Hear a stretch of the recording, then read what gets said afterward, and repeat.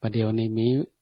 ยามีวัคซีนแล้วไปกับขีบกับข่อยไปไหนแม็ดก่อมใส่อย่างอี้ก่อมใจนะเขาก็ต้องระมัดระวังตัวอยู่นะเพื่อที่จะบ่ให้มันได้แพร่ระบาดนะไปหนักกว่านี้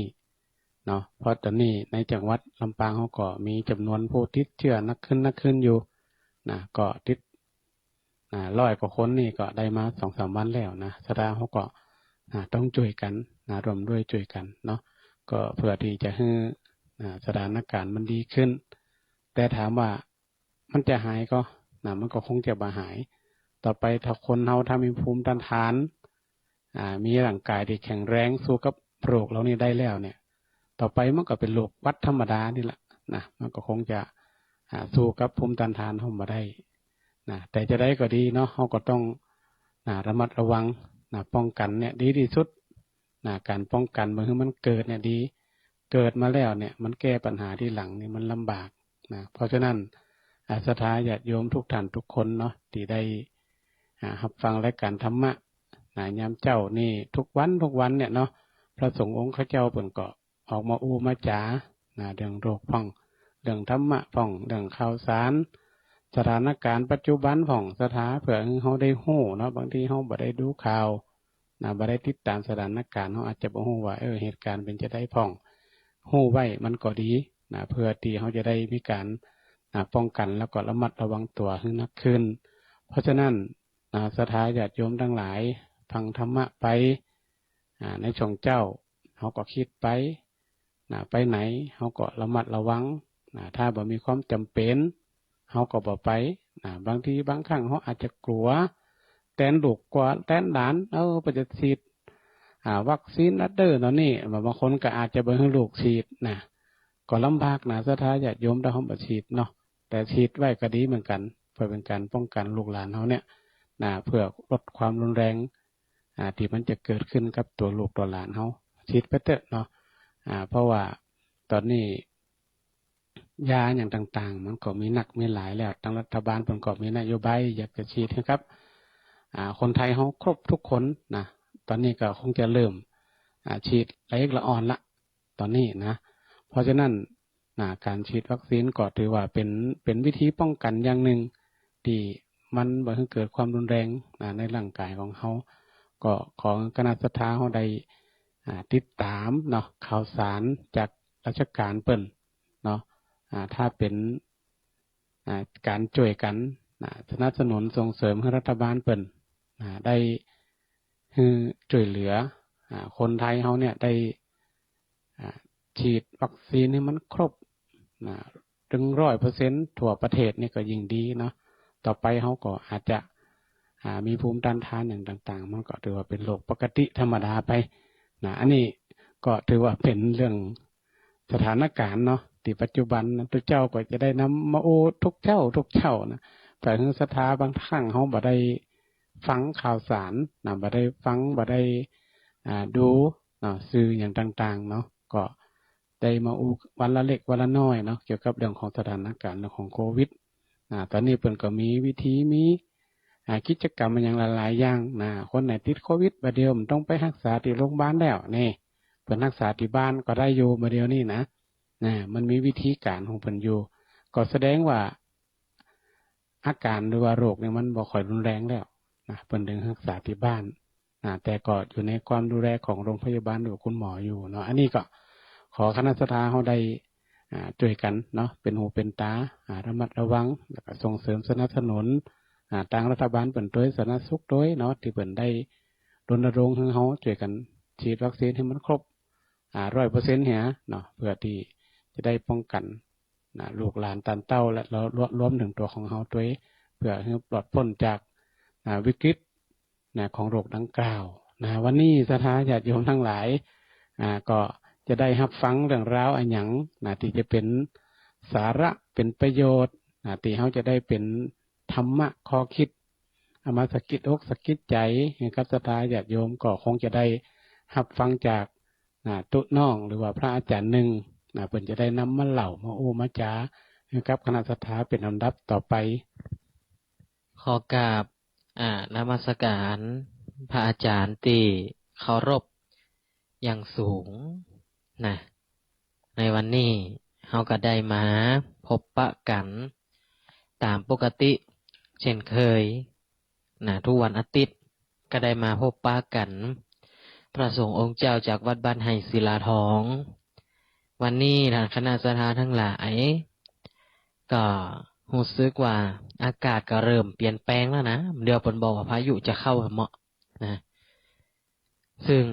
พอเดี๋ยวนี้อากาศก็หนาวพ่องนะเมื่อคืนบ่หนาวละนะมาเจ้ามานี่หนาวควายมาฮ้อนมันปรับเปลี่ยนเนี่ยคนเฮานี่สุขภาพก็เปลี่ยนเป็นไข้เป็นเมื่อยบ่อยแล้วเป็นไข้เป็นเมื่อยเดียวนี่หายยากเด้อมันสะปะหลายเหตุหลายปัจจัยดังนั้นพยายามดูแลสุขภาพตัวเก่าพยายามอย่าให้มันเป็นถ้ามันได้เป็นเนี่ยมันเมินหายเป็นนี่เป็นกำเดียวใครเป็นกับเป็นแต่ว่ามันเมินกินยากินยังโอ้ตึงบ่หายใจเวลาอยู่เนาะทางคณะสดาทั้งหลายช่วงนี้ใกล้วันศีลใหญ่ของเฮาซึ่งที่เฮาฮู้กันนั่นก็คือเป็นวันมาฆบูชาเฮาจะได้ร่วมทำบุญกันซึ่งเป็นวันศีลใหญ่ถ้าเหตุการณ์ปกติบ่มีโควิดเนี่ยม่วนหรอกงานประเพณีหลายวัดหลายวาเนาะเดือนเป๋ง6เป๋งนี่มันเป็นงานประเวณีถาดประเวณีพระเจ้าสงน้ำถาดสงน้ำพระเจ้าหลายวัดหลายวาโอ้ยแห่ควาตาลลุ่มๆม่วนเป็นวันมาฆบูชาตัวทางคณะสถาทุกท่านเขาได้นับถือศาสนาพุทธมาเนี่ยวันสำคัญทางพุทธศาสนาก็ดีตลอดจนถึงวันที่เกี่ยวกับพุทธศาสนาวันศีลก็ดีวันหยังก็ดีวันสำคัญต่างๆเฮาก็ต้องทำความเข้าใจก่อนว่ามีเหตุการณ์อย่างเกิดขึ้นในสมัยนั้นอันนี้เขาก็จะเพื่อเป็นปีไปตีมาคร่าวๆให้พ่อแม่พี่น้องฟังวันมาฆบูชาเนี่ยเป็นวันตีในสมัยอดีตที่เกิดเหตุการณ์หนึ่งตีพระสงฆ์องค์เจ้าจำนวน 1,250 รูปเดินทางมาหาพุทธเจ้าโดยที่บ่ได้นัดหมายกันมาก่อนเนี่ยอย่างพระสงฆ์องค์เจ้าถึงเดินทางมาหาพระพุทธเจ้าในวันเดียวกันซึ่งต้องเข้าใจว่าในวันนั้นเนี่ยวัน6เพ็งเนี่ยหรือว่าวันเพ็ญบูชาในเดือนเพ็ญวันเพ็ญเดือน5นี่นะของเขาเนี่ยเขาจะนับถือว่าเป็นการบูชาของหมู่พราหมณ์หมู่ฮินดูเปิ่นการบูชาเทพเจ้าการลอยโคมลอยไฟอะไรอย่างน่ะเป็นความเชื่อของเปิ่นการบูชาเทพเจ้าล้ำลึกนึกถึงยังพระเจ้าของเปิ่นแต่ว่าพระสงฆ์องค์เจ้าจากตินับถือศาสนาพราหมณ์ก็เปลี่ยนมาเป็นนับถือศาสนาพุทธซึ่งเป็นตุเจ้าแล้วก็บ่สามารถที่จะไปบูชาเทพเจ้ายังเขาได้เหมือนแต่ก่อนเป็นวันล้ำลึกนึกถึงเทพเจ้าครูบาอาจารย์ของเปิ้นเปิ้นก็ล้ำลึกนึกถึงพระพุทธเจ้าก็เลยเอาวันสำคัญนี่แหละที่เขาได้ล้ำลึกนึกถึงยังเทพเจ้าของเปิ้นเป็นการล้ำลึกนึกถึงพุทธเจ้าแต่ไปกราบไหว้สาพุทธเจ้าดีกว่าต่างคนกับต่างเดินทางไปพอไปเจอกันโอ้โหพระสงฆ์1,250 ตน250 รูปเนี่ยเดินทางมาพร้อมเพียงกันพุทธเจ้าก็ตัดเทศนาในเรื่องของโอวาทปฏิโมกข์การทำความดีการทำความดีทั้งปวงและการสละสิ่งที่บ่ดีคือการบัญญัติความชั่ว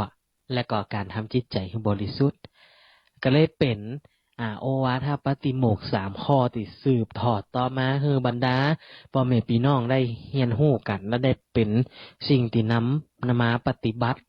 การมาทำความชั่วนี่เขาก็ฮู้อยู่ละมันมีอย่างพ่องไอ้อย่างที่ผิดกฎหมายผิดศีลธรรมจริยธรรมก็บ่ต้องเนี่ยการทำความดีไอ้อย่างที่มันถูกกฎหมายถูกศีลธรรมถูกจริยธรรมนะมันก็เป็นในทางที่ดีนะเขาก็ฮีบไว้สร้างไว้การทำจิตใจบริสุทธิ์ก็คือแผ่เมตตาจิตนะบ่ต้องไปเดือดร้อนใจกับไผจะว่าจะได้ก็แล้วแต่เปิดบ่ไปคิดร้ายมองใจหยังนะบ่คิดเนี่ยคือใจเฮาขุ่นมัวอันนี้ก็เป็นเรื่องหนึ่งที่สำคัญเนาะวันนี้ทางคณะศรัทธาเฮาจะมาอู้กันในเรื่องของสามเณรตนหนึ่งสามเณรตนนี้เนี่ยมีความพิเศษมากเป็นสามเณรจึงว่าสามเณรสุมาณะ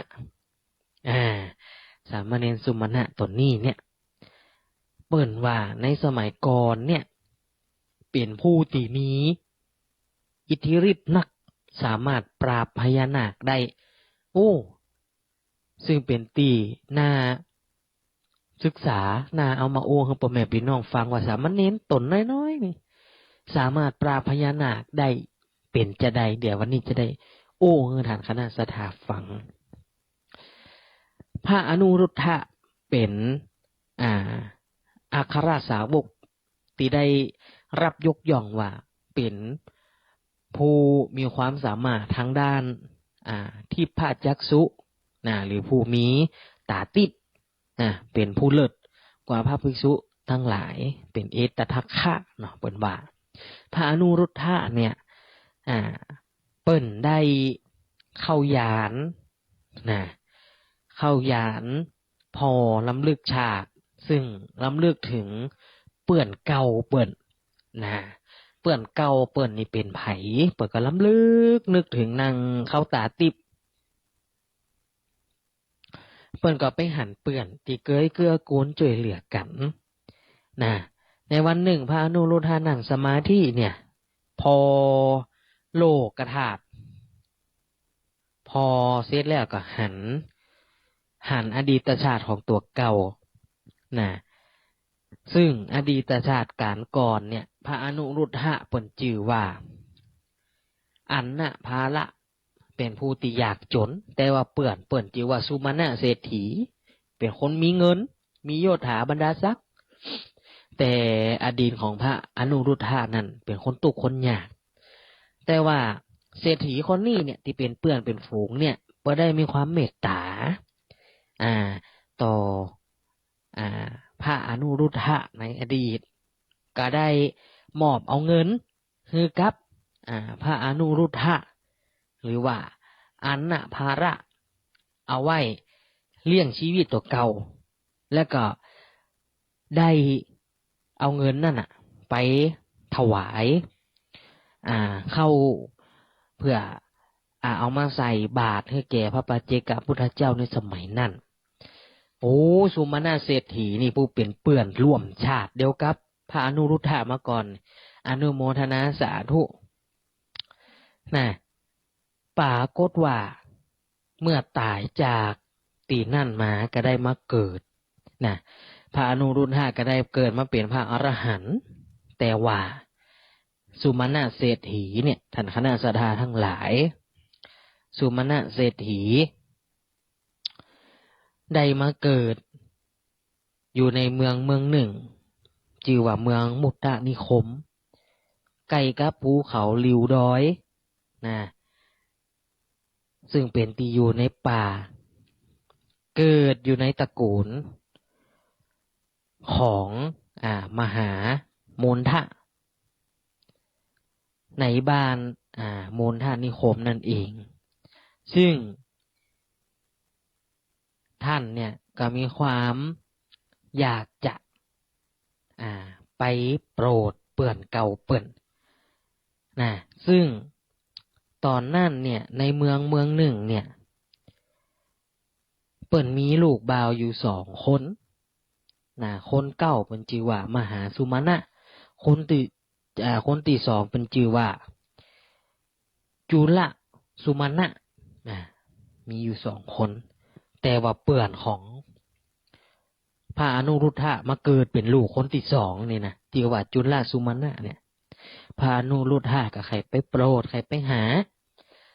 ใครไปหาไผใครไปหาโยมอุปถากโยมอุปถากเป็นไผก็เป็นป่อของทั้งสองคนนั่นแหละเนี่ยเป็นคนอุปถากอุปถัมภ์เพื่อจะไปเกิดกลอุบายขอเอาลูกเปิดมาแน่ขอเอาลูกเปิดมาปรากฏว่าตอนนั้นเนี่ยท่านก็ได้เล็งพอแล้วเปลี่ยนเฮาอายุ7 ขวบอยู่เฮามาบวชเป็นพระอรหันต์แล้วเฮ้ยเปื่อนเป็นละอ่อนอยู่ได้7 ขวบเปิดก็เดินทางไปโปรดโยมอุปถากเปิ่น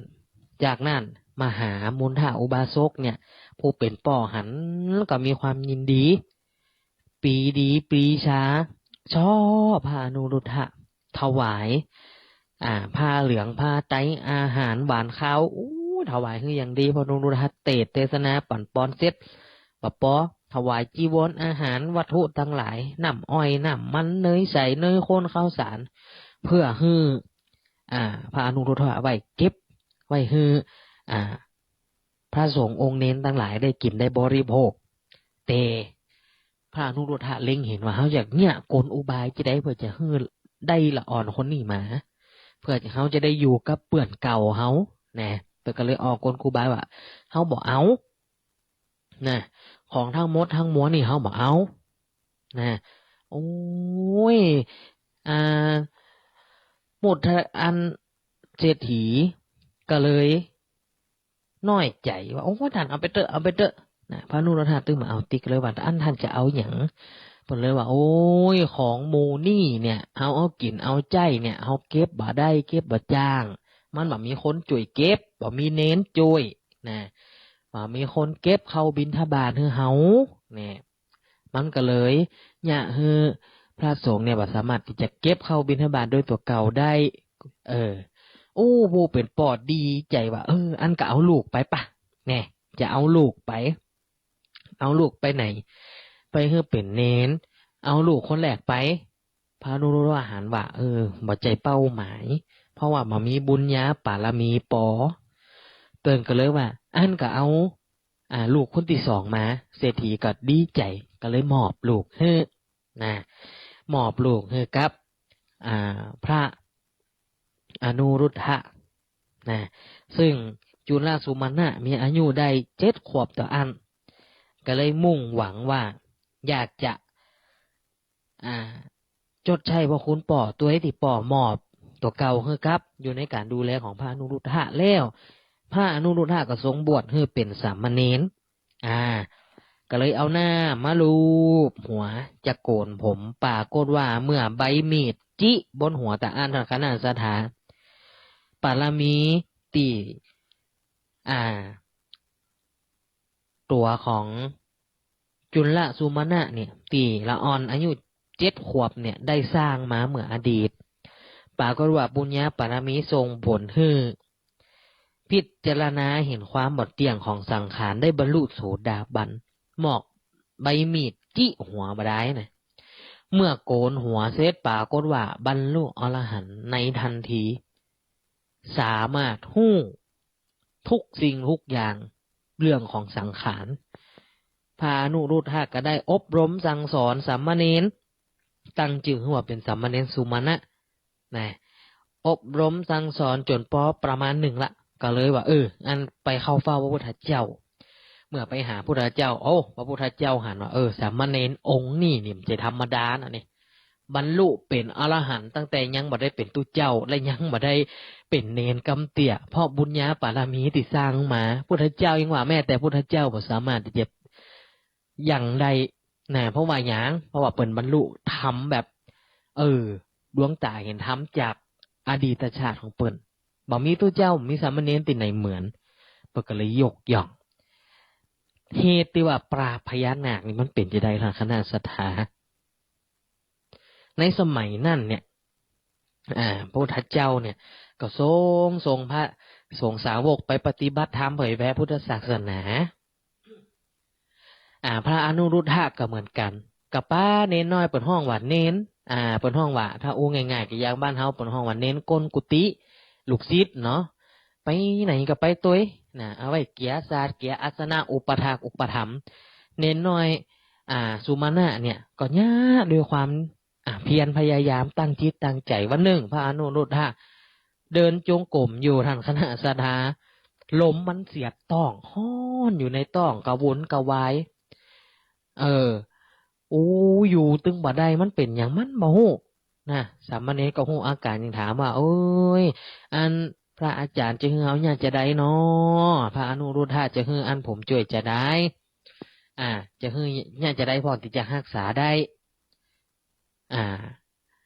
พระมหาเถรหรือว่าพระอนุรุทธะเนี่ยเพิ่นก็เลยบอกว่ามีน้ำจากนี้ไปเป็นห้องว่าสะอโนดาตสะอโนดาตได้เปิ่นเป็นสะน้ำที่สะอาดถ้าได้กินแล้วจะหายเป็นปกติเพิ่นฮู้ง่ายอย่างกับน้ำติบนี่นะสะอโนดาตเป็นตีอยู่ตีกินของหมู่สัตว์ทั้งหลายเป็นตีพักพิงอาศัยหลายอย่างบอกว่าเฮ้ยไปเอามาถ้าได้กินแล้วก็คงจะหายสามเณรก็อาสาที่จะไปก็รีบกำน้ำต้นไปเหี่ยแก่นหนึ่งโฮกไปติสะไปจะไปเอาน้ำก็เดินอยู่บนตาฟังโอ้มันลึกเนาะสะอนุดาตนี่โอ้โหมันกว้างใหญ่ไพศาลเน้นกับกำน้ำต้นเนาะเน้นน้อยเนาะกระยุกกระยุ่งเดี๋ยวก็พระเลิศมาหินพ่องหยังพ่องมีพญานาคตนหนึ่งอยู่ในน้ำที่ว่าปัณณกะนาคราชหรือพญานาคตนเนี่ยปลาบริวารเล่นน้ำเล่นหนองอยู่นะเสาะหาไอ้ยังกินปลาก็หวานลิงหันเน้นยืนอยู่บนหัวยืนอยู่บนตาฟังตีนนี่เคลียขี้ลิ้นตกลงมาใส่น้ำตกใส่หัวตัวเก่ามีความทิฐิในใจโคตรเน้นนี่บ่ฮู้จักติดต่ำติดสูงว่าเฮ้อเปิ้นว่าสามารถเน้นนี่อย่างจะได้แสดงว่าตีมายื้อยองนี่จะต้องมาลักเอาน้ำแน่นอนเฮาจะต้องคือสามเณรองค์นี่ฮู้เสียแล้วว่าเฮานี่ใหญ่แค่ไหน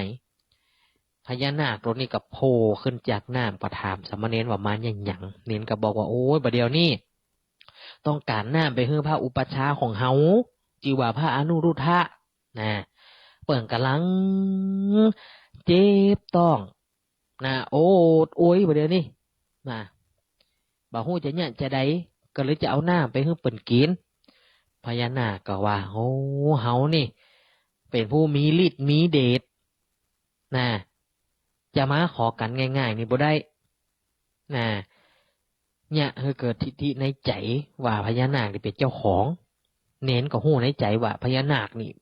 ตึงบ่ฮู้ง่ายๆบ่ฮู้จะเนี่ยจะได้ละพญานาคก็กึดในใจว่าจะต้องปราบเน้นองค์นี่ฮู้ซะแล้วว่าไผเป็นไผนะพญานาคว่าเน้นองค์นี้ก็กึดในใจว่าเขาจะต้องเนี่ยอย่างก็ได้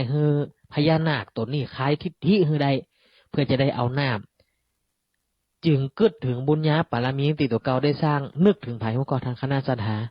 นึกถึงคุณพระรัตนตรัยนึกถึงพระพุทธเจ้ากึดอย่างบ่ออกแล้วกึดถึงพระรัตนตรัยพระพุทธพระธรรมพระสงฆ์กึดแต่เอี้ยเนี่ยอย่างคนเฮา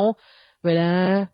เกิดอย่างขึ้นกับตัวกึดพระพุทธพระธรรมพระเจ้าพระสงฆ์พุทธพระธรรมพระสงฆ์กึดถึงพระรัตนตรัยสามเณรสุมาณะจะได้กึดอย่างกึดถึงพระรัตนตรัยขึ้นไม่เหนือเก้าเหนือเสียนอย่างที่เฮาโอ้ไว้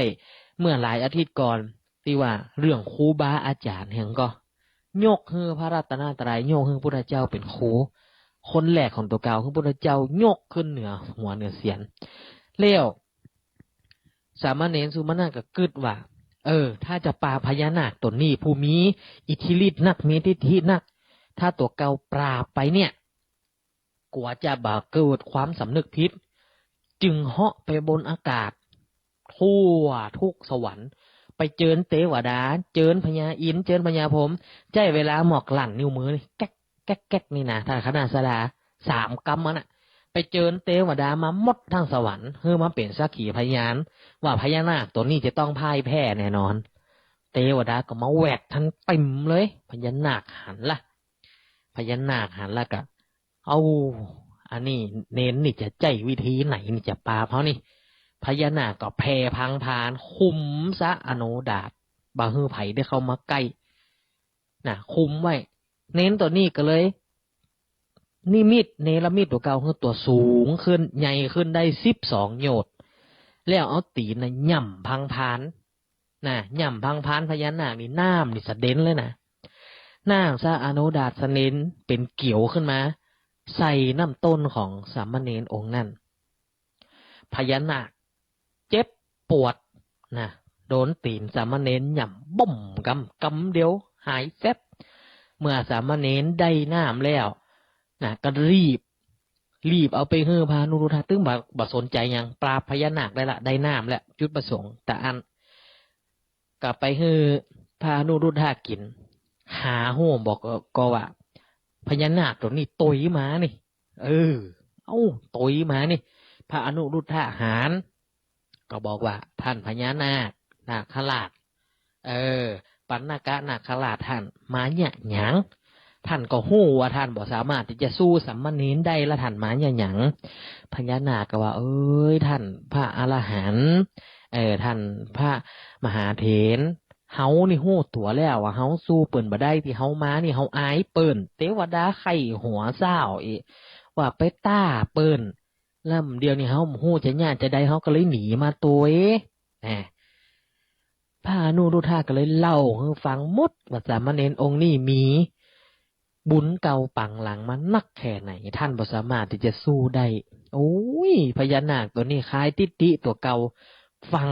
พระอนุรุทธะสอนแล้วก็น้อมนำตัวเก่าแล้วก็บอกว่าท่านถ้ากับนี่ท่านต้องการน้ำฮือเข้ายานหาเฮาเพราะเปิ้นมีตาตีบโลฮือใจตาตีบของท่านมาบอกเฮาส่งพลังมาบอกส่งจิตมาบอกเฮาจะเอาน้ำไปถวายท่านบ่ต้องมาคนเดียวแน่บอกคือสามเณรนะบอกคือพระอนุรุทธะถ้าใครได้มาได้บอกเขาจะเอามาถวายกับนี่เรื่องนี่ก็ดังกะโด่งดังถึงหูพระพุทธเจ้าเมื่อครบเวลาเข้ากรรมของพระอนุรุทธะแล้วปกป้ากลับสำนักไปหาพุทธเจ้าแน่เพื่อปิกไปหาพระผู้เป็นครูบาอาจารย์เก่าเพื่อไปบอกว่าเดี๋ยวปฏิบัติเป็นจะได้พ่อผลห้องว่าไปสอบอารมณ์กรรมฐานว่าสามเณรนี่ปฏิบัติไปถึงไหนจะได้ต้องแก้ไขอย่างเมื่อไปถึงเซตด้วยความที่ว่าบ่ได้อยู่อาจสมเหมือนบ่ได้อยู่ในพระอารามเหมือนกับมีทุเจ้าบวชใหม่หลายตนหันสามเณรน้อยก็สามเณรน้อยจะบวชป้นว่าสาวแซวสามเณรน้อยเนี่ยจะได้ให้หาแม่พองกะนะเพิ่นว่าอันนะมาให้หาแม่พองกะละอ่อน7 ขวบอย่าเนาะบ่คิดถึงบ้านกะจะซื้อมาใดนี่มันตึงมีนะมานำเจว่าสมัยพุทธกาลมาเดียวก็มีนะเน้นมาใครกินนมพองกะมาใครแอลพองกะมาใครเล่นน้ำสงกรานต์กะละอ่อนมาเดียวมันจะไปใครบวชอย่างไปว่าจะนี่ใจมันเนาะตึงมาใครบวชนะมันกวมได้เล่นเกมก็ได้เล่นสงกรานต์เนี่ยก็เลยเนี่ยพระพุทธเจ้านี่โหในใจว่าพระสงฆ์องค์เจ้านี่มาบวชแล้วแต่ว่ายังดูถูกเป็นพระภิกษุใหม่แต่ว่าดูถูกบ่ฮู้ซะแล้วว่าไผเป็นไผพุทธเจ้าก็เลยบอกว่าบัดเดี๋ยวนี้มีตุ่มอยู่80 ตุ่มตีนางวิสาขามาถวายไว้องค์ใบหลวงๆนี่นะองค์ลาดบุรีเนี่ยอย่างแก่นอย่างอันน่ะมีอยู่80 องค์บัดเดี๋ยวนี้เปิ้นไข่ล่างพระบาทเปิ้น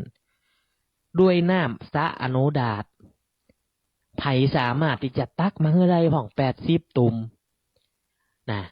บอกสามเณรทั้งหมดตัวบอกทุเจ้าทั้งหมดพระสงฆ์ทั้งหมดที่เป็นพระอรหันต์สามเณรที่บรรลุเป็นอรหันต์ที่บรรลุธรรมฮู้ว่าพุทธเจ้าใหม่เขาว่าจะได้เลยบะอาสาพระเจ้าบวชใหม่มีไผอาสาได้สักคนธโมสังโฆขยตาคีปีฮีแรง60 ตุ่มพระพุทธเจ้าจะล่างพระบาทประเดียวมีไผเนี่ยได้มีสามเณรสุมาณะเป็นผู้อาสาเดี๋ยวกระผมจะไปตักมาฮือครับเอานิ้วก้อยเนี่ยเกี่ยวองค์นะ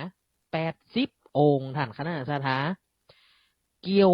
80 ตุ่มเหาะไปตีพญานาคอยู่นะพญานาคหัน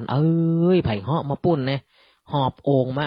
อันเล็กบาเล่นหอบมาแตะหอบมาว่าพญานาคหันก็ไปจุ้ยกะก็ว่าเน้นย้ำบอกเขาจะได้เอาน้ำไปถวายเฮกับพระพุทธเจ้านะเขาจะได้จุ้ยไม่ต้องมาคนเดียวนี่พญานาคคล้ายทิฏฐิตัวเก่าปรากฏว่าพญานาคเอาตุ่มมาส่งนะเปิดพญานาคเป็นขโยมนะเอาความมาส่งจูวัดนะพระสงฆ์องค์เจ้าบวชใหม่หันดังนั่นหูเราว่ามันจะธรรมดานะนี่นะ ก็เลยคลายที่ดีตัวเก่าพุทธเจ้าเลยเทศนาให้ฟังพอมันเกิดปัญหาพุทธเจ้าจึงเทศนาให้ฟังว่าโอ้จะไปดูถูกคนอื่นจะไปดูถูกเหยียดหยามคนอื่นจนพุทธเจ้าเนี่ยได้คลายทิฏฐิของได้คลายทิฏฐิของหมู่พระภิกษุสงฆ์องค์เจ้าเลี้ยวท่านคณะสัตยาทั้งหลายพุทธเจ้าเปิดบอกไว้อย่างชัดเจนอันนี้เป็นตีหลักสำคัญของพุทธศาสนาและของศาสนิกชนชาวพุทธว่าจะเป็นพระสงฆ์องค์เน้นก็ดีเป็นคนบ้านอุบาสกอุบาสิกาฟังธรรมฟังปริศนาข้อนี้ไว้กินใจมากพระพุทธเจ้าเปิดบอกว่าท่านทุกๆคนพุทธเจ้าเนี่ยนะสอนให้ท่านนี่ได้ฮู้เกี่ยวกับมีอยู่อย่างหนึ่งที่พุทธเจ้าสอนแล้วเป็นสิ่งที่สัจธรรมที่แท้จริงที่อยู่กับบนโลกนี่พุทธเจ้าได้สอนกับไผสอนกับพระเจ้าประเสริฐที่โกศลตัวแล้วเพิ่นก็เอามาบอกว่าโอ้สมัยพระเจ้าประเสริฐที่โกศลเฮาก็เคยสอนแล้วท่านบ่ได้ยินกะเฮาจะเตือนให้ฟังแห่งกรรมพุทธเจ้าเพิ่นบอกว่ามีไผอยู่4อย่างที่เฮาจะควรฮู้ไว้พระสงฆ์องค์เจ้าก็รับฟังไผนี่อยู่4ประการคือการดูถูกคนมีอยู่4อย่าง1งูเนี่ยถึงแม้ว่ามันตัวน้อยจะไปฉลาดใจว่ามันหมอมีปิดมันก็ครบเจ็บถ้ามันมีเป็นงูปิดครบจะได้กระตึงตายจะไปดูถูกมันนี่2ไฟพุทธเจ้าว่าไฟอย่าไปดูถูกไม่ขีดก้านนี่ถ้ามันเผาให้ได้จิให้หนึ่งได้นี่นะทางคณะสัทธาดับจะได้ตึงบ่ตันจะไปดูถูก3พระมหากษัตริย์ที่เป็นยุวกษัตริย์หรือว่าผู้เยาว์วัยเป็นพระมหากษัตริย์ที่เป็นละอ่อนบ่บรรลุนิติภาวะบ่มีอำนาจพุทธเจ้าว่าแต่ถ้าวันใดที่เปิดบรรลุนิติภาวะเป็นผู้นำเป็นพระมหากษัตริย์เป็นราชาผู้มีอำนาจได้ปกครองประเทศเฮาบ่สมควรจะดูถูกเปิ้นและ4อันสุดท้ายแม้แต่พระบวชใหม่พรรษาน้อยหรือสามเณรน้อยเป็นที่สำคัญที่สุดเพราะว่าหยังเพราะว่าสร้างสมบารมีมาบ่เท่ากันมันตึงยังเปิ้นว่าแต่คนสมัยบัดเดียวนี่ทางคณะสัทธามันเจว่าเอากันมาอู้มาจ๋าแต่ว่าอู้กันเฮ้อเข้าใจถึงหลักธรรมแต่บางคนเนี่ยหัวอกอู้ง่ายๆเคยเป็นเน้นน้อยมาก่อนหัวอกเน้นน้อยนี่นะทางคณะสัทธาเจ้าบ้านแต้มว่าเปิ่นจะใส่บาตรเปิ่นว่าเน้นบวชใหม่อยู่มีศีลมีธรรมเตี่ยเปิ่นใส่บาตรนะครับตู้เจ้าตนเฒ่าตนแก่ปุดคนบัดเดียวจึงจะนิยมใส่บาตรพระสงฆ์องค์เจ้าที่เปิ่นเป็นตนเฒ่าตนแก่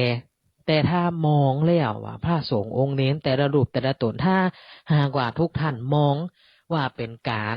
สละของกินของทานแล้วมันตึงได้บุญหมดเปิดตึงว่าเอาเข้าให้หมากินยังได้บุญบนห้องว่าทำทานอันนี้แหละถ้าเฮาสละถึงแม้ว่าอย่าเอาหื้อละอ่อนมันก็เป็นบุญเคยมีโยมมาถามว่าถ้าสมมุติเฮามีเวลาไปทำบุญตีวัดแต่ว่าเฮาเนี่ยมีอาชีพรับราชการเป็นครูเฮามาเจอละอ่อนเอาเงินหื้อละอ่อนหื้อทุนการศึกษาละอ่อนหื้อขนมหื้อหยังละอ่อนอันนี้เฮาจะได้บุญกว่าโอ้ยได้ยินแล้วรู้สึกปลาปลื้มใจบุญทุกสิ่งทุกอย่างคือการเสียสละอันหยังก็แล้วแต่ที่เฮาเสียสละเฮอเปิดมันเป็นบุญหมดทางคณะสัทธา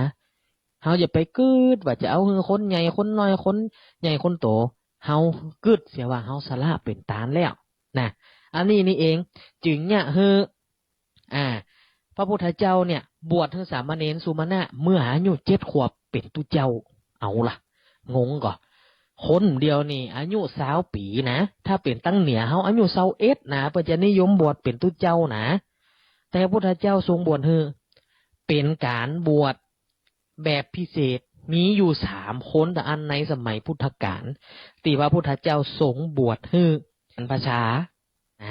ก่อนอุปสมบทก็คือการบวชตุเจ้าแล้วกับบรรพชาอุปสมบทคือหยังคือการบวชเน้นแล้วก็ลวดเป็นตุเจ้าอันนี้แหละทางคณะสัทธาทั้งหลายจากนั้นมาพระอนุรุทธะครับ สามเณรสุวรรณะก็ได้เป็นกัลยาณมิตรร่วมกันในจาติหนึ่งแล้วก็ได้ปฏิบัติอย่างสมบูรณ์จนได้เข้าสู่พระนิพพานพร้อมกัน อันนี้ก็เป็นเรื่องราวที่สำคัญที่สุดอย่างหนึ่งซึ่งเอามาให้ทางคณะสัทธาได้ฟังว่าเป็นสามเณรน้อยยังมีบทบาทหน้าที่ในขนาดนี้ทางคณะสัทธาจะได้นำไปเพื่อประยุกต์ใจในชีวิตจากธรรมะที่ได้นั่นคือการที่มาหน้าของตัวเก่าอันนั้นเดี๋ยวจะให้ทานพระครูได้เนื้อหาสาระธรรมจากเรื่องสามเณรสู่มาหน้าเห็นสักเล็กน้อยเนาะ สัทธาญาติโยมก็ได้รับฟังเรื่องของสามเณรสุมาณะพอฟังแล้วก็หม่อนได้นะสัทธามันก็เขาฟังละครเหมือนกันนะเนาะมันก็พอฟังละครสามเณรนี่เป็นหัวเก่งบรรลุธรรมตั้งแต่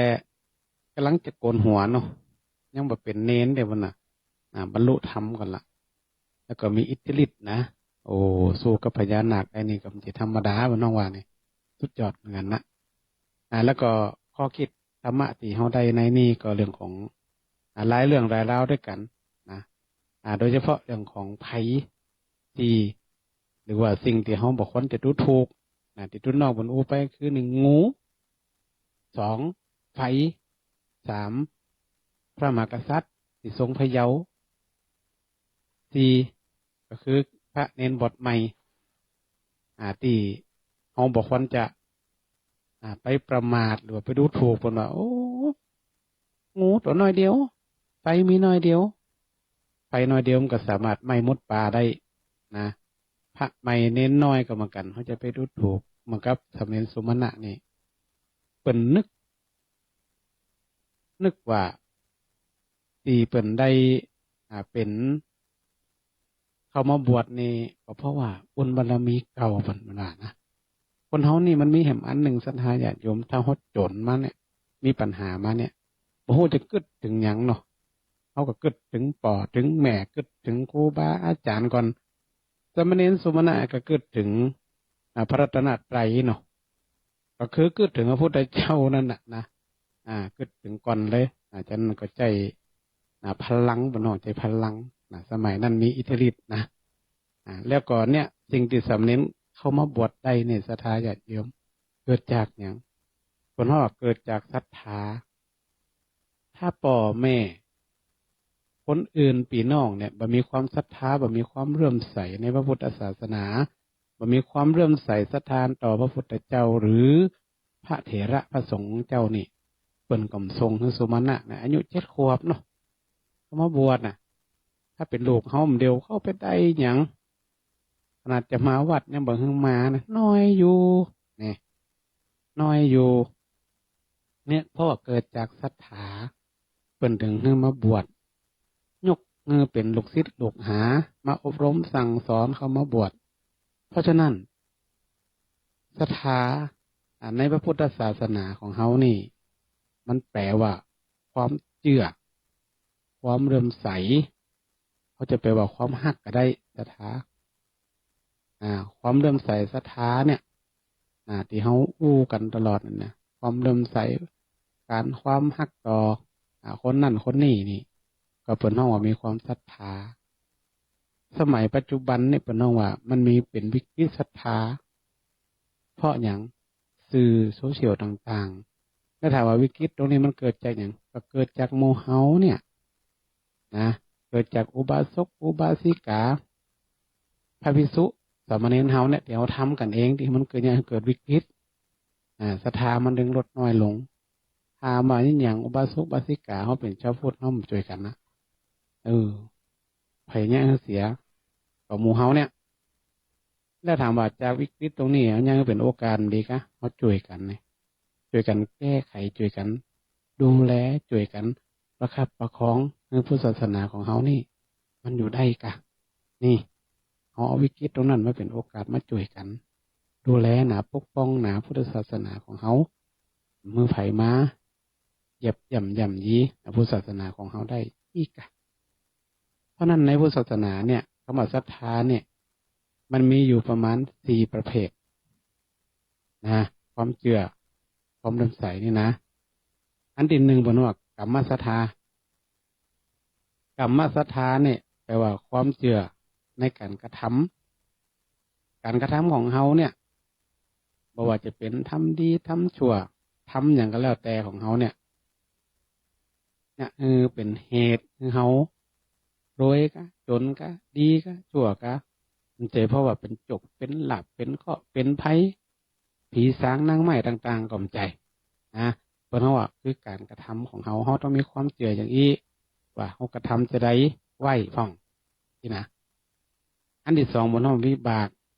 ศรัทธาก็คือผลสิ่งที่เราทำมาเนี่ยอย่างจัดเนี่ยเขาอย่างมาตกแตะตกว่าศรัทธาญาติโยมทำมหาวิบากเนี่ยเป็นนึงกล่าวไว้ว่าจากก่อนเนี่ยเขาบัดได้ผินบัดได้ตานภาษาบ้านเขาว่าจิจิตะนีที่เหนียวอีเนาะบัดเคยทำบุญฮือตานบัดเคยฮือคนอื่นอย่างเลยเป็นห้องว่า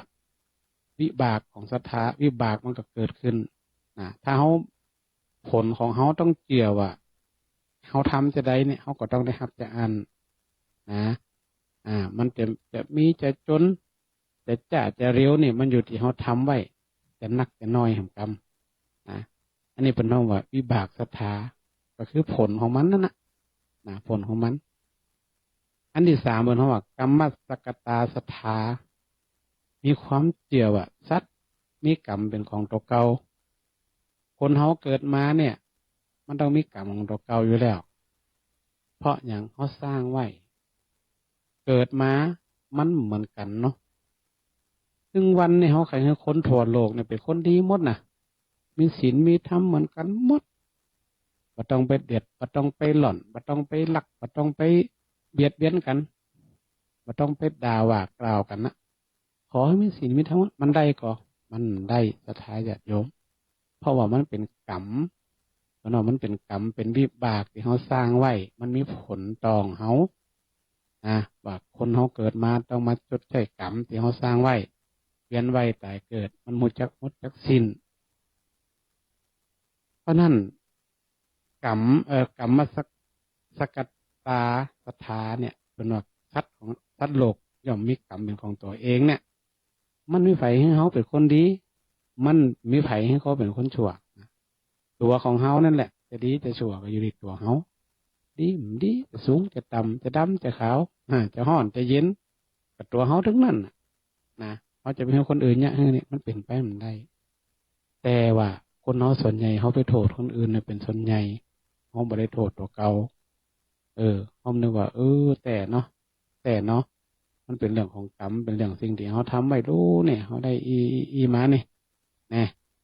บางคนเนี่ยไปโทษคนอื่นเนี่ยเป็นเสียคนนั่นคนนี่เนี่ยเขาไม่ได้ไปโทษคนอื่นนะแล้วก็อันที่สี่เป็นว่าศรัทธาคัตตะโพธิศรัทธาคือความเกี่ยวเขาต้องเกี่ยวความตรัสรู้ของพระพุทธเจ้าต้องเกี่ยวธรรมะของพระพุทธเจ้าว่าถ้าเขาปฏิบัติตามมาปฏิบัติเนี่ยมันได้แต่มันดีแต่อย่างเช่นอย่างศีลห้าก็ดีอย่างความกตัญญูก็ดีเนี่ยเราลองมีความกตัญญูต่อพ่อต่อแม่ต่อครูบาอาจารย์ต่อแผ่นดินต่อทุกสิ่งทุกอย่างคนที่มีพระคุณต่อเฮาน่ะมันจะมีผลต่อเฮาน่ะเพราะว่าเฮาลองไปใจก่อนธรรมะพระพุทธเจ้าเนี่ยเป็นถึงบอกว่าเอหิปัสสิโกอย่างเขาสวดมนต์เอามาทำพอเหรอลองไปพอเหรอลองเนี่ยหมายความว่าเอามาทำดูก่อนแล้วเขาจะรู้ว่าสิ่งที่เขาทำน่ะมันมีผลต่อเขาแต่ก็มันดีต่อเขาแต่ก็นะอันนี้เป็นน้องว่าความศรัทธาเนี่ยที่เขาว่าศรัทธาเนี่ยที่เจ้าบอกว่าศรัทธาญาติโยมทั้งหลายเนอะศรัทธาก็คือความเชื่อความเลื่อมใสความเคารพนับถือความฮักต่อกันเนี่ยศรัทธาก็คือเจ้าบ้านที่มีความศรัทธามีความเชื่อมีความเลื่อมใสมีความเคารพมีความฮักต่อพระสงฆ์องค์เจ้าเนี่ยเป็นน้องถึงศรัทธานะเพราะฉะนั้นศรัทธาญาติโยมทุกท่านทุกคนเนาะว่าศรัทธาเนี่ยมันมีความสำคัญแต่ว่าเขาอย่าไปศรัทธาหนักเกินไปบางคนนี่อย่างตัวน้องว่ากี้เนี่ยบนมันก็จะน้อยใจนี่นะว่าเป็นเน้นน้อยนี่นะเปิ่นมองข้ามเนี่ยบทไม่อยู่นี่เนี่ย ใส่บาตรผ่องทำบุญกับผ่องอย่างผ่องอีนะมันก็อาจจะมีเป็นบางส่วนบางคนนะอันนี้ก็เป็นบางกรณีไปผมจะทุกคนเพราะนั่นเนี่ยศรัทธาเขาก็ถ้าเขามีความศรัทธานักนำไปมีความเจือนำไป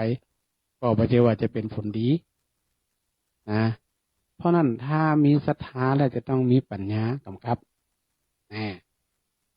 ต้องมีปัญญากำกับนะเขาต้องมีปัญญาตัวต้องกึดตัวว่ามีเหตุมีผลว่าอันนี้ดีกว่าอันนี้ดีกว่าบางคนศรัทธาล่ำนะเกินล่ำไปจนงมงายเนาะศรัทธาจนงมงายเชื่อเกินไปเชื่อจนเพราะอย่างเขาหันข่าวศรัทธาญาติโยมทั้งหลายเขาเป็นชาวพุทธเขาต้องมีเหตุมีผลเขาต้องใช้สติปัญญาของเขาเนี่ยพิจารณาด้วยว่ามันเหมาะก็มันถูกก็มันดีก็บางทีมันล่ำไปเนาะมันก่อมใจมันก่อมใจ เพราะฉะนั้นเขาก็ต้องใช้เหตุใช้ผลของเขาเนี่ยในการที่จะเกิดความเลื่อมใสศรัทธาในพระพุทธศาสนา เพราะฉะนั้นในสัปดาห์หน้าวันที่16 กุมภานี่ก็เป็นวันสำคัญทางพระพุทธศาสนาชาวพุทธเขาก็มีความเลื่อมใสศรัทธาในพระรัตนตรัยอยู่แล้วเขาก็จะไปลืมไปวัดไปวาไปทำบุญทั้งทำรักษาศีลเจริญเมตตาภาวนานี่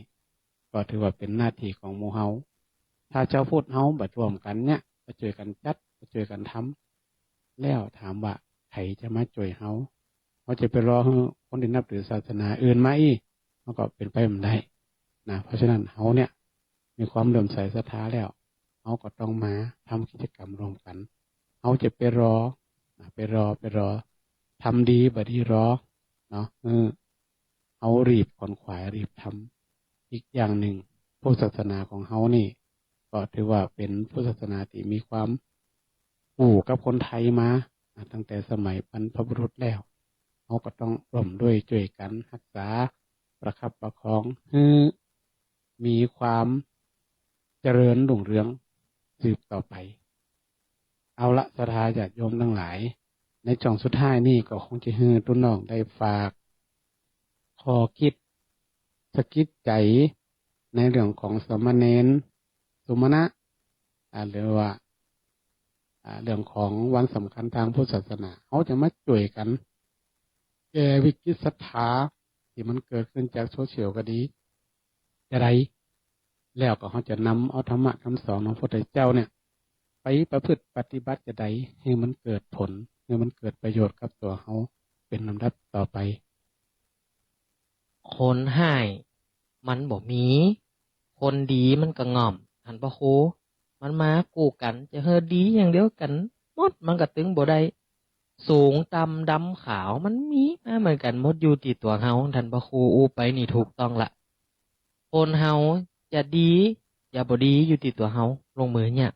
แต่ท่านคณะสาธาทั้งหลายท่านผู้ฟังที่ได้รับฟังอยู่ในวันนี้การแบ่งจำแนกคนดีหรือบ่ดีมันจะอยู่ที่ว่าหมอนี่สีผิวนี่ดีนุ่งเสื้อดีนี่เป็นคนดีการงานอย่างสักอย่างแต่มันหน้าตาดีนุ่งผ้าดีหมอนี่เป็นคนดีส่วนหมอนี่ดำอย่าขี้ลิตีผ้ามล้ำซ้อมส่อหมอนี่เป็นคนบ่ดีหมอนี่เป็นคนตัวสูงเป็นคนนิสัยดีหมอนี่ตัวต่ำตัวแก่เหียหมาสะเป้าว่าเฮาเปิ้นมาขามข้อเดียวหมอนี่เป็นคนบ่ดีถ้าเฮาแบ่งคนจากสีผิวแบ่งคนจากเสื้อผ้าแบ่งคนจากหน้าตาแล้วคุณธรรมเนี่ยเอาไปไว้ที่ไหนแบ่งคนควรที่จะแบ่งในเรื่องของคุณธรรมไผที่มีดีเฮาก็ว่าเปิ้นไปตามดีบัดเดียวคนหน้าตาดีเนี่ยไปเลยก็มีคนหน้าตาบ่ดีเปิ้นมีคุณธรรมศีลธรรมดีประพฤติตนดีช่วยเหลือสังคมมีจิตอาสาบัดตาไปว่าก็เหมือนกันนะกินข้าวเน่าในท้องอย่างเดียวกันนะกินแล้วก็ออกอย่างเดียวกันจะไปว่าแม่นนะเรื่องนั้นตึงมีใบเตี้ยสูงต่ำดำขาวกินข้าวกินน้ำอย่างเดียวกันหมดแต่คุณธรรมมันบ่เท่ากันดังนั้นอย่าแยกแบ่งชั้นวรรณะในเรื่องของอยากดีมีจนผิวพรรณวรรณะแต่ควรจะแบ่งในเรื่องของคุณธรรมจริยธรรม เพอคนเฮามีคุณธรรมศีลธรรมที่บ่เหมือนกันดังนั้นบ่ดีไปเปรียบเทียบไผบ่ดีเอาเฮาไปเปรียบเทียบไผแล้วบ่ดีเอาไผมาเปรียบเทียบเฮาจะได้มีความสุขเนาะถ้าคณะสดาเนี่ยของตัวเองให้ดีที่สุดก่อนที่จะไปติเหล่าหน้าจ่าขวัญเปิ้นอันนี้มันจะได้อู้เพื่อว่าบอกสะท้อนให้ฟังว่าท่านคณะสดาทั้งหลายถ้ามันเตียเฮาบ่ดีเปิ้นตึงว่าไว้เหรอว่าถ้าเฮาบ่ดีแล้วไปสอนเปิ้นเปิ้นห้องว่าทมน้ำลายนี่ป่นตัวถ้าเปิ้นสวนมาลูกตัวยังเป็นอย่างอันหลานตัวยังเป็นจะอี้ตัวยังเป็นจะอันเฮากับปากบ่ออกแล้วดังนั้นพระพุทธเจ้าต้องบอกว่าพระเนตรพระพุทธเจ้ามองตามเพื่อหยังเพื่อเฮาดูตัวเก่าก่อนที่จะไปเตี้ยวบอกคนอื่นดังนั้นขอฝากข้อคิดไว้ให้ท่านคณะสถาฟังเดี๋ยวช่วงปิดท้ายรายการท่านพระครูจะได้จบสรุปปิดท้ายรายการแห่งสกรรมนอกำลังหม่อนเหมือนกันนะศรัทธาญาติโยมทั้งหลายเนาะแต่ถ้ามันเป็นคนดีหมดมันก็จะหม่อนมีสีสันเนาะถ้าเป็นคนชั่วหมดก็อยู่ลำบากนะเพราะฉะนั้นคนเฮาเนี่ยอย่าไปพอว่าคนนั่นมันจะเหมือนคนนี้คนนี้จะเหมือนคนนั่นพระเจ้าก็เหมือนกันนะห่มผ้าเหลืองเหมือนกันมันแบบเหมือนพระเหมือนกันแต่มันเหมือนกันเด้อศรัทธาญาติโยมแล้วก็ที่สำคัญที่สุดที่ตุ้น้องว่าเนี่ยศีลธรรมคุณธรรมเนี่ยมันเป็นตัววัดว่าคนดีบ่ดีนะเพราะนั้นก็ขอในศรัทธาญาติโยมทั้งหลายเนี่ยได้เอาข้อคิดธรรมะวันนี้ไปพิจารณาคิดไปว่าอันไหนดีมดีเขาก็ช่วยกันและก็ช่วยกันจะลงพุทธศาสนาคือมีความเจริญรุ่งเรืองสืบต่อไปก็ต้องขอโมทนากับศรัทธาญาติโยมทุกท่านขอทุกท่านโดยเจริญโดยศีลเจริญโดยธรรมและเจริญโดยปัญญาและอยู่ปลอดภัยจากโรคโควิดทุกท่านทุกคนด้วยเถิด25 กุมภาพันธ์ของทุกปีคือวันวิทยุกระจายเสียงไทยวันที่รำลึกถึงการกำเนิดกิจการวิทยุไทยโดยพระองค์เจ้าบูรช